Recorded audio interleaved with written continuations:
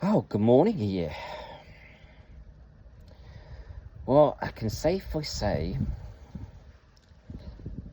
that I'm doing things, seeing things, feeling things that I would never do before, or sort of, I wouldn't say not believe in them, but yeah, I kind of keep grounded with these things.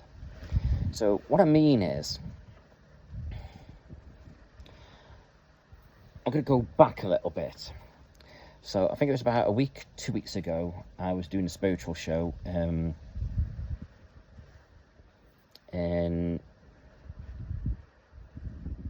is it Sheffield? No, it's one before that. I think it's towards Nottingham. So anyway, on my way there, something was just telling me, or before I was sort of setting off, something was just telling me, strip it all back and go back to basics. Get rid of the tarot, get rid of the board, and just stand up and just give the messages. So I did that. I was also told to take my headphones and listen to my shamanic meditation drums for meditating, and then go do what I've got to do. Now it's funny, I've done that in the past, and every time I do this meditation with the ceramic drums, I see this like red Indian woman, and without being too direct, she's a little bit naughty, okay, but it's weird. It's like she comes to me, right, it's like I'm going on a walk on a path, and when I get there, it's like I see a group of people standing there. I always felt or presumed that these were my friends and family, and also friends and family of the people I'm going to connect with. So they're gathering around waiting. Like I'm turning up to do what I'm going to do, and they're waiting for me. It's quite interesting, that. But then it wasn't quite a full circle. It was like there's an Indian tent. So they would start there and then come out in like a circle. But it wasn't a full circle because the tent was there. But you could still say it's a circle. You know, the tent was completing the circle. And then this Indian woman would come out. And don't mind saying this because it's just hilarious. But she would be naked. And she would come to me, and she would do whatever she's doing, and she would energize me, and she says, right, you're ready now, go do what you've got to go do. And that was it. Then she would go away, and she says, you ready? But I would always leave it at that, and then just go do what I've got to go and do, me work, you know, and that was it. But today, well, no, I've been going back to the spiritualist church, and I've been wanting to know things. Like, what am I doing right? What am I doing wrong? So I was speaking to a medium the other day, and it's like, he was telling me, I need to find out what this woman is symbolizing and what she means to me. So I love, you know, using AI, because I don't look at AI as artificial intelligence as such, because AI does actually tap into the network, Google, and finds information for you more perhaps quickly. So sometimes I find AI quite direct.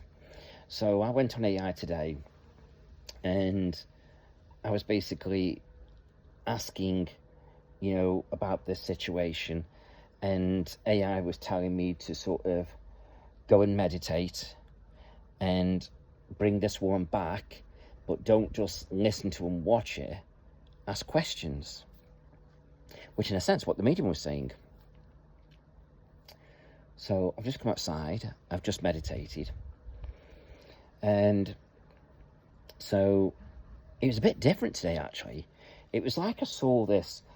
Normally, I would visualize sort of coming out my house, like a back garden, and it's like I'd be walking through the back garden, and then I'd walk through the edge, and then there's like a field, all this grass, and I'd be walking through that, and then there'd be a field, and then I would see like a house, but it wasn't a house, it was a tent, and I would run to the tent, and then all of a sudden, she's there with these group of people waiting. But today, it wasn't like that. That was weird. First time ever, it was different. It was like I was walking across a brown field, but it felt like there was nothing there. It was just brown. Now, I checked out what browning means. It's to be grounded. And then all of a sudden, I come to the edge of this brown field, and then I was told to climb down, not jump, climb down. But it was like it was very narrow, so it's like it was an edge of a cliff here and an edge of a cliff there. So I'm climbing down. And at the bottom of the cliff, there was water, and I love water. I find water very calming, very relaxing, very safe. So anyway, so then it was like, I don't know if it was a stream or a river, but then it was like I was running. And I felt there was rocks and everything in this water, but I got my shoes on, so I thought, oh, it's not hurting me. And I did feel that, so I was just running naturally. But I noticed as I was running down this river and in between these two cliffs, I felt the cliffs getting narrower and narrower. It was almost like it was coming to a point. And then I got to the end of that point, and then I was told to climb back up. Climb back up. So I climbed back up, and then all of a sudden I was at this lush green field. And I then sort of ran along this green field, and I saw the tent. And there was this group of people, and they were waiting for me. And all of a sudden the red Indian lady came out. And for the first time ever, I think I did this, or she told me, but if I did do it, then I was being guided by what to say. If I didn't ask, then she knew I wanted to know. I can't remember whether I asked or not, but she told me her name was Ohara. Ohara. And I did do some research now. There's so much stuff I've researched this morning through AI, and I can't remember it all now. But it felt like Ohara was connected to the Japanese life force, definitely connected to Native Americans. And then I looked at the tent, which was weird. I not did this before. And at the top of the tent, it was like I saw a red moon.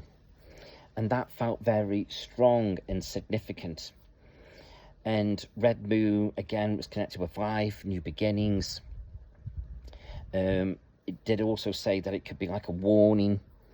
But I didn't feel so much a warning. But yeah, but the whole thing just felt like an end of a journey and a new beginning. And there's this wonderful life force coming. And those people there are just waiting for me. And it's like, again, she did what she got to do, and then she says, right, you're ready, and then she just went. And it is very surreal. Very, very surreal. And then I've just been analysing things, because the last 12 to 18 months, I don't know if it's the last 12 months or 12 to 18 months, time flies by, don't it? It's like I've been using this board to write messages down, and this board, I think, felt like a safety net. It's almost like it's leading me somewhere. But I've noticed when I give the board and I give that message in me evening, sometimes I would get more, sometimes I wouldn't. It would be just the message and I would give it, and I'd perhaps tap into it a little bit more. But I just feel like I would bring a spiritual connection in with it. Sometimes it would be psychic, but it didn't, if I'm honest, I've got a feeling it didn't feel very sort of spiritual. But I'm not saying it did or it didn't, but I'm just saying that now, right now, as I'm analysing, it didn't feel very spiritual. And I think it's just my safety net. And I think now I've got to strip it all back and start again. I think that board was there for my confidence. And maybe I've needed that confidence. And then when I went to Derby, I didn't do it all. And I did have that spiritual connection came through. It's like I could feel somebody there and I could see the wheelchair. I could feel it. That was my first message. So, yeah. And then it sort of went a little bit AY the evening. And the only reason it went a bit AY was because I was saying things and they weren't being taken. Now, it's interesting that, because I believed what I was feeling and what I was seeing, and I gave it, and I stood by it, and I said to the people, just go away and think about it. But then that sets the tone with others, and it's almost like they're looking at me like, I don't know whether this was just me or it was the energy, but I could hear people laughing, and it's almost like I felt like I was being ridiculed. And yeah,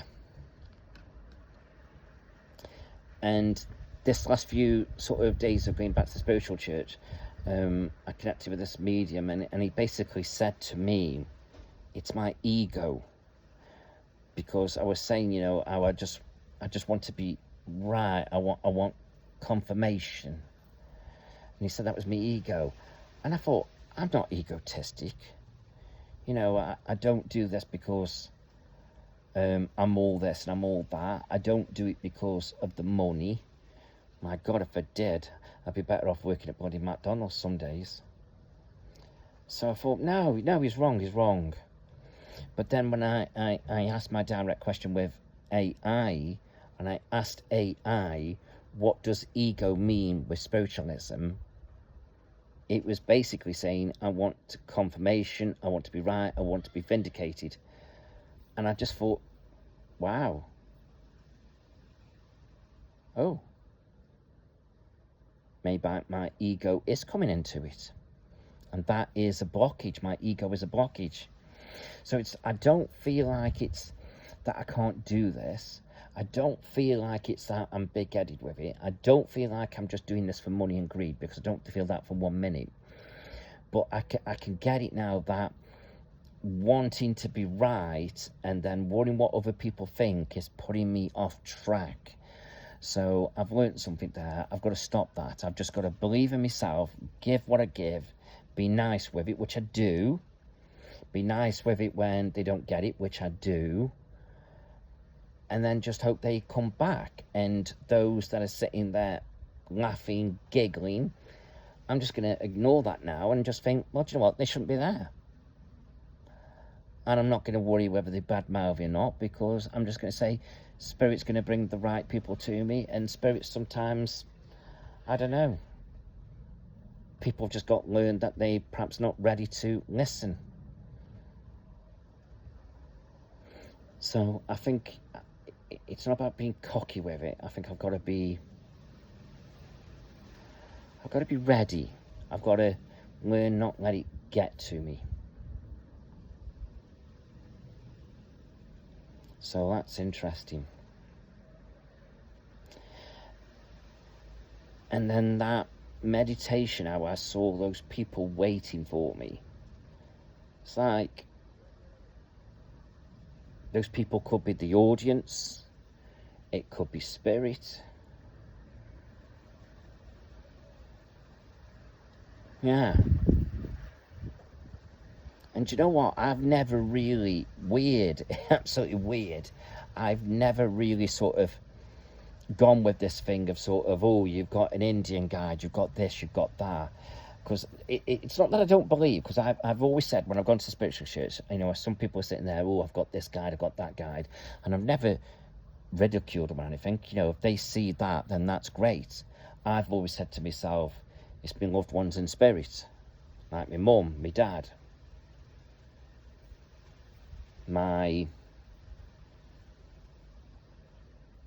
other child in spirit, because I have a child in spirit. So I look at them as my guides. But it's the first time, well, it's not the first time, because I've seen this Indian woman before, but it's funny how she only comes to me when I play the shamanic drums. And it was a medium years ago when I first started going the Longton Spiritualist Church. She gave me a disc, a shamanic drums, and she just thought that would be good for me. She felt uplifting beats with me, which kind of made sense. I like uplifting beats. So yeah, and all of a sudden I see this Indian woman. It's fascinating. So I've always said I keep it grounded. I do honestly believe now I have got a Native American Indian woman. And I've started saying Native American because when you say Indian woman, I look at the Indians like the Indians, you know, in America.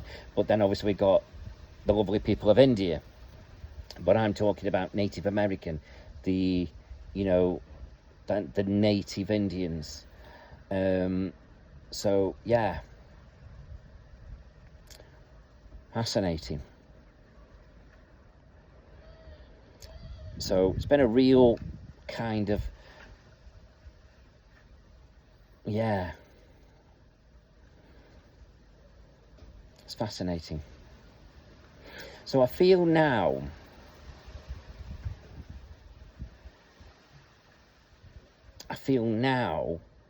I perhaps need to let go of this whiteboard. Let it go. Let that go. Let the tarot card and angels go. Let the crystal ball go. I'm not saying in my day-to-day work. I'm on about when I'm doing an event. Something just tells me I need to let it go. I need to meditate. I need to listen to my shamanic drums. You said it wrong then. I need to let my Native American lady come to me. And let her energize me in a naughty little way. And yeah.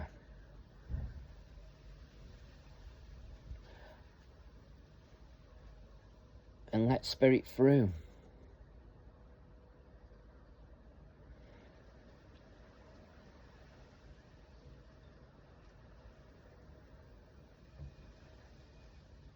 It's like anybody who's on a spiritual path, you know, whether we want to do it or we don't want to do it, it's like we're all on a different journey. And we all work differently, and we all connect differently, and there is no right, no wrong, there is no left, no right, and we all have to find a way. And some of us get it straight away, some of us don't, some of us have got to grow. Like I think I've got to grow. I believe now I had to bring that whiteboard in. I had to keep doing it. It was giving me the confidence that I could get messages through. I don't think it was exactly spiritual, if I'm honest. But I think it was helping me to get back there, in touch with that spiritual side. And now it's like stripping it away, peeling all the layers of all the bad things, the negative things, or doing wrong ways. And it's almost like now it's time to start again.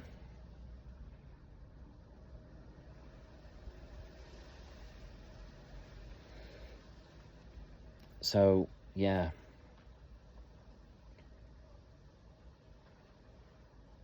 I just feel something weird and strange is happening at the moment.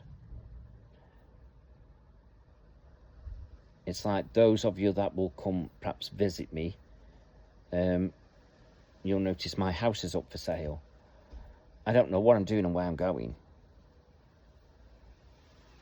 but I just feel like it's got to go up.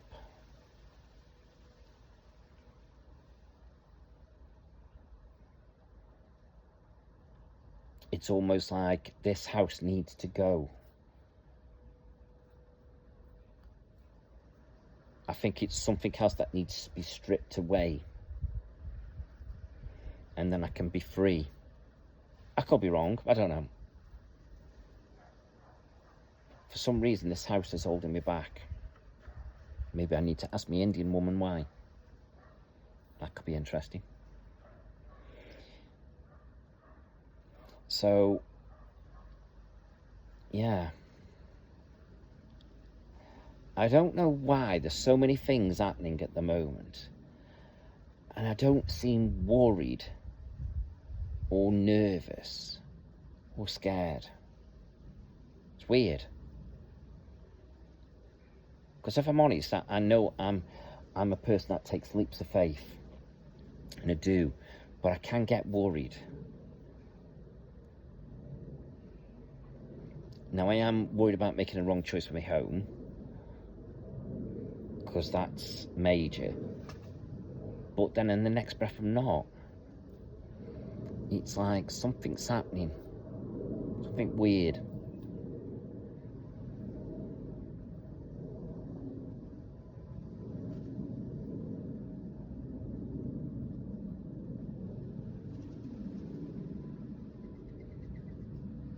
So, yeah.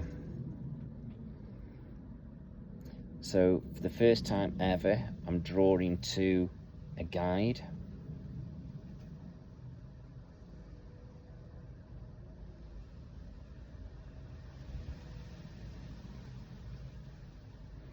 Got to decide how I want to work with that now. But I can just work the way I am. And another medium told me, he was telling me things I couldn't quite take. Well, I could and I couldn't. And I gave one example. I said, but I don't know if that's it. But I was nice to the medium, because I don't say no, and I don't say, no, can't take that. I was listening to him, and I was trying to find it out. So I was very polite with him, and that's how you should be. But then he did tell me at the end, he said he was getting stage work and building. So I told him what I thought that meant, and it could only be me and my mediumship, standing up in front of people. So, yeah. And then I'm like, now looking at different things with my guide, stripping it back, removing things, starting again. I'm looking at doing smaller events and building up. I just get the feeling this is like a rebirth. And it's funny how we step into next year. Next year, 2026, 2 and 2 and 6 is 10. 1 and 0 equals 1. 1 is a new beginning, a new cycle. And I feel it. I feel a big change coming. I feel a massive change coming.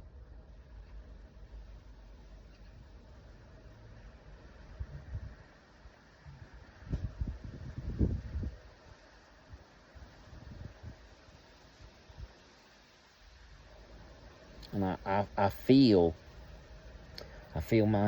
I'm not calling them shows no more. I hate that word, because although I might not be doing it with the spiritual church, I may be doing it in this way, and yes, I may be earning a living with it, yes. But I don't look at it like it's entertainment, because it's not. And if you've noticed my posters that my new posters I've created and my new wording, I now call it an evening. An evening with me. It's not show, it's not entertainment. it's like there's a new groundedness coming, and there's a new, not seriousness, but respect. Respect.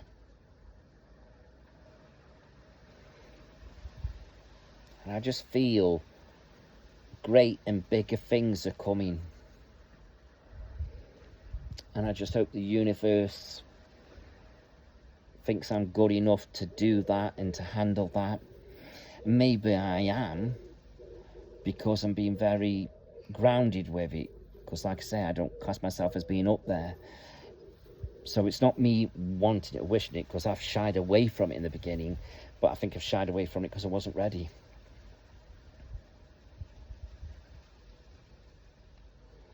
But like I say, something's changing. There's a new way. I feel like I'm going to build it back up slowly, because I've slowed them down to 15, 20, you know. And I think I'm going to carry on with them, because I like the idea of they're going to work, they're going to be more personal. But I think I've got this feeling I am going to go back to some bigger ones. I've got a feeling that's coming back.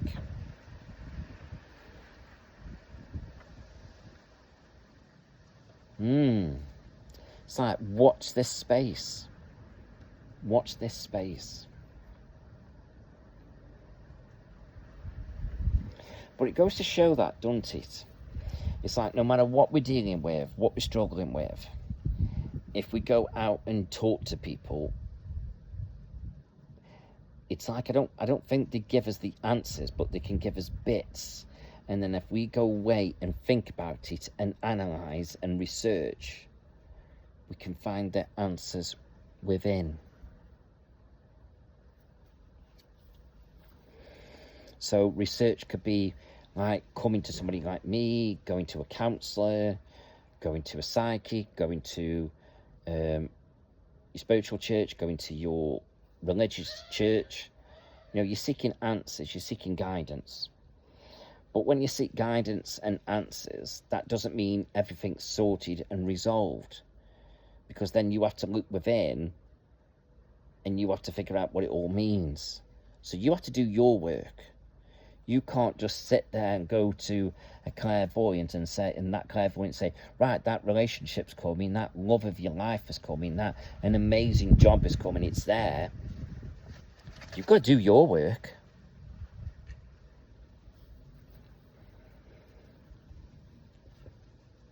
You know, we are there to give answers, possible outcomes. We can tell you what needs to be done. But then you have to do your homework in a sense. So what have you got to do to go and make that happen? It's like if you lock yourself away in your house all day, how are you going to find your true love? Now, I know I always say, well, fate brings it. Yes, that's true. But you've got to be open to it. You've not got to lock yourself in the home all day completely.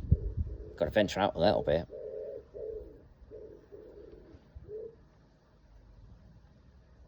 So,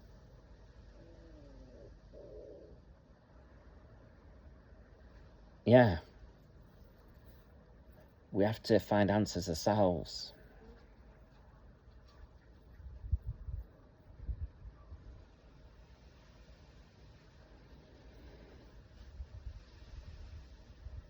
That's interesting, isn't it? Right. Well, I think that was quite a deep, profound philosophy there. A little bit of information on me, a little bit of philosophy in it, a little bit of wisdom. I